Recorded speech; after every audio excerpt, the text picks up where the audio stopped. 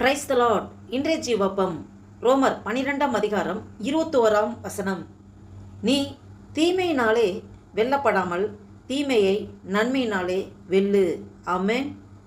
நீ தீமையினாலே வெல்லப்படாமல் தீமையை நன்மையினாலே வெல்லு. அல்லேலூயா. பாருங்க, நம்முடைய வாழ்க்கையில் அநேக காரியங்கள், அநேக சூழ்நிலைகள் எப்படி வேணாலும் நடக்கும்.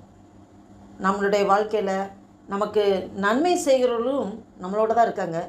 தீமை நமக்கு விரோதமாக எழும்புகிறவர்களும் நம்மளை கூட தான் சுற்றி சுற்றி இருக்கிறாங்க.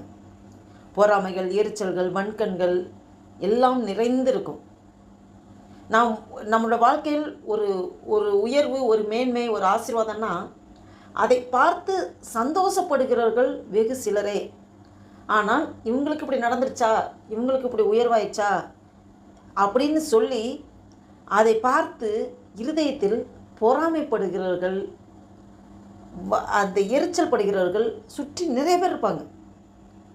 ஆனால் இங்கே வசனம் சொல்லப்பட்டிருக்கிறது, நீ தீமையினாலே வெல்லப்படாமல் தீமையை நன்மையினாலே வெல்லு.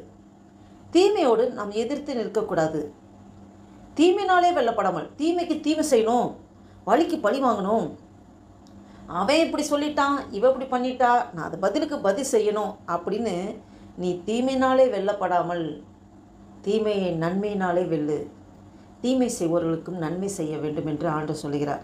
உன் சத்துருக்களை சிநேகிங்கள், உங்கள் பயக்கிறவர்களுக்காக நீங்கள் நன்மை செய்யுங்க, ஜெபம் பண்ணுங்க அப்படின்னு ஆண்டவர் சொல்கிறார். அப்போ தீமை செய்கிறவர்களுக்கு நாம் நன்மை செய்யணும், உதவி செய்ய வேண்டும், அன்பு காட்ட வேண்டும். அவங்க பசியாக இருந்தால், நம்ம மேற்கொண்டு வசனத்தை நாம் தியானித்தோம். பசியாக இருந்தால், உன் சத்துரு பசியாக இருந்தால் அவனுக்கு போஜனம் கொடு, அவன் தாகமாக இருந்தால் அவனுக்கு பானம் கொடு. நீ இப்படி செய்வதனால் அக்கினி தழலை அவன் தலையின் மேல் குவிப்பாய் என்று நாம் நேற்றைய தினத்தில் தியானித்தோம். அதைத் தொடர்ந்து தான் நீ தீமையினாலே வெல்லப்படாமல் தீமை நன்மையினாலே வெல்லு என்று சொல்வதை பார்க்கிறோம். இந்த சுபாவம் நமக்கு இயற்கையாக வரவே வராது. நம்மளுடைய ஜென்ம சுபாவத்தில் இருக்கும்போது தீமை செய்பவர்களுக்கு நம்மளால் நன்மை செய்ய முடியாது. தீமை செய்கிறவங்க நம்மளை எப்பொழுது இரிட்டேஷன் பண்ணிகிட்டு இருக்காங்க, நம்மளை வேதனைப்படுத்திட்டு இருக்காங்க, நம்மளை கஷ்டப்படுத்திட்டு இருக்காங்க, நம்மளை உபத்திரப்படுத்துகிறாங்க. அப்படி செய்கிறவர்களுக்கு நாம் நன்மை செய்வது ரொம்ப கடினமான காரியம். அவங்க மீது அன்பு காட்டுவது அதை விட மிகவும் கடினமான காரியம். அவங்க ஏதோ ஒரு நெருக்கடியில் இருக்கும்போது அவங்க போய் உதவி செய்வது அது ரொம்ப டிஃபிகல்ட்டியான காரியம். நம்ம அவங்கள பார்க்கும்போது அவங்க அங்கே இருந்தாக்கா நம்ம அந்த இடத்துல இருக்க வேணாம், வேறு சைடு இருக்கலாம்னு தோணும். அவங்ககிட்ட பேச வேணாம், மூஞ்ச தூக்குற மாதிரி வரும், ஃபேஸ் திருப்பிட்டு போகிற மாதிரி வரும். இப்படிலாம் நடக்கும். அது ஜென்ம சுபாவத்தில் இருக்கும்போது நாம் ஆவிக்குரியவர்களாக, ஆவிக்குரிய பிள்ளைகள் நாம், கிறிஸ்து நமக்குள்ளே இருக்கிறார், பரிசுத்தாவின் நமக்குள்ளே வாசம் செய்கிறார். அந்த உணர்வோடு நாம் ஆவிக்குரிய சிந்தையோடு செயல்படும்போது நமக்கு விரோதமாக தீமை செய்கிறவர்கள், நமக்கு விரோதமாக கோபப்படுகிறோம், நமக்கு விரோதமாக அவர்கள் பலவித கஷ்டங்களை கொடுக்கிறவர்களாக இருந்தாலும் நமக்கு என்ன தோணும் என்றால், அவர்கள் மூலமாக செயல்படுகிற பிசாசை எதிர்க்க வேண்டும் என்ற எண்ணம் வரும். அவர்கள் மூலமாக செயல்படுகிற பிசாசை கடிந்து கொள்ள வேண்டும் என்று தாட்டு வரும். அப்போ பிசாசுக்கு எதிர்த்து நிற்கணும். மாமிசத்தோடு இரத்தத்தோடும் நமக்கு யுத்தம் அல்ல என்று வேதம் சொல்கிறது. அப்போ மாமிசத்தோடு இரத்தத்தோடும் இருக்கிற மனிதர்கள் மீது நாம் கோபமோ, எரிச்சலோ, வன்கண்களோ, பொறாமைகளோ எதுவுமே காட்டணும் அவசியமில்லை.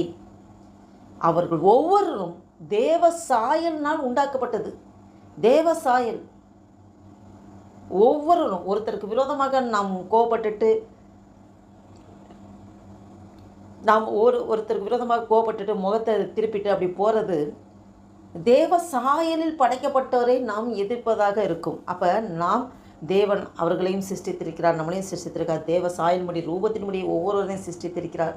நாம் ஒவ்வொருவரும் அந்த உணர்வோடு மனிதர்கள் மூலமாக என்ன கஷ்டங்களோ, பாரங்களோ, துன்பங்களோ, வேதனைகளோ என்ன வந்தாலும் அவர்கள் மீது அந்த கசப்பையோ, கோபத்தையோ, எரிச்சலையோ காண்பிக்காதபடி அவர்களை அப்படி செய்ய தூண்ட செய்கிற பிசாசுக்கு எதிர்த்து நிற்க வேண்டும். பிசாசை கடிந்து கொள்ள வேண்டும்.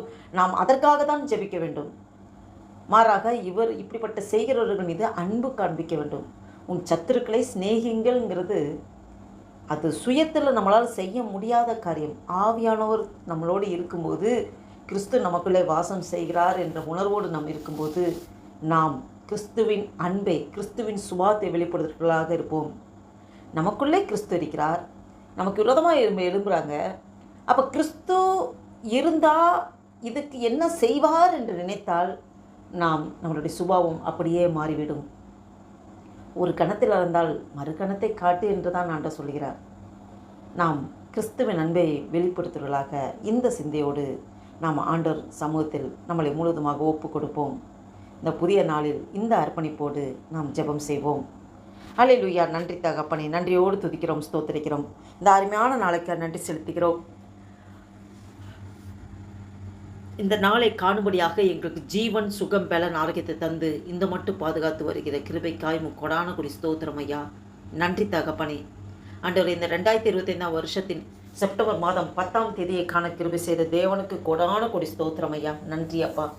இந்த வாசித்த வேத வசனத்தின்படி நீ தீமையினாலே வெல்லப்படாமல் தீமையை நன்மையினாலே வெல்லு என்ற வசனத்தின்படி ஆவியானவரே எங்களோடு இவ்வளவு நேரம் நீர் இடைப்பட்டீர். ஆண்டவரே, நாங்கள் எப்போதும் ஆவிக்குரிய சிந்தைகளோடு கிறிஸ்துவை நாங்கள் வெளிப்படுத்துவர்களாக ஆண்டவரே, எங்களுக்கு விரோதமாக எழும்புகிற மீது கோபமோ எரிச்சலோ வன்கண்களோ எதுவும் வைக்காதபடி அதற்கு மாறாக அன்பை காண்பிக்கும்படியாக, கிறிஸ்துவின் அன்பை வெளிப்படுத்தும்படியாக சாந்த குணமுள்ளவர்களாக ஆண்டவரே பொறுமையோடு சகிக்கிற அந்த பலனையும் சத்துவத்தையும் தருகிறதுக்காய் ஸ்தோத்திரம் அப்போ. அந்த வீடியோவை கேட்டுக்கொண்டிருக்க, பார்த்து கொண்டிருக்க ஒவ்வொருவரையும் நீர் அப்படியாக இந்த உம்முடைய சுபாவத்தை நான் நிரப்புங்கப்பா. எங்களுக்கு உம்முடைய சுபாவம் வேணும் ஆண்டவரே. கிறிஸ்துவை போல, உம்மை போல மாற வேண்டும் என்பதற்காகத்தான் இந்த பூமியில் எங்களுக்கு வாழ்நாள்களை கொடுத்திருக்கிறீர், ஜீவனை கொடுத்திருக்கிறேன். அணு தினமும் எங்களை உருவாக்கி கொண்டிருக்கிறேன். உம்மை போல எங்களை அணு தினமும் நீர் ஆண்டவரே வணைந்து கொண்டிருக்கிறீர், உருவாக்கி கொண்டிருக்கிறீர், ஷேப் பண்ணி கொண்டிருக்கிறீர்.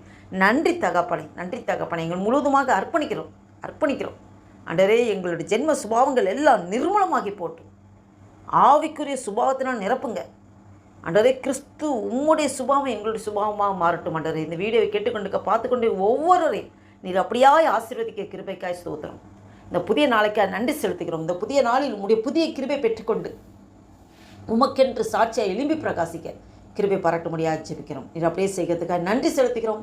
ஆசீர்வதிங்க, பலப்படுத்துங்க. இயேசு கிறிஸ்துவின் நாமத்தினால ஜெபிக்கிறோம் ஜீவனுள்ள எங்கள் நல்ல பிதாவே. ஆமேன், ஆமேன்.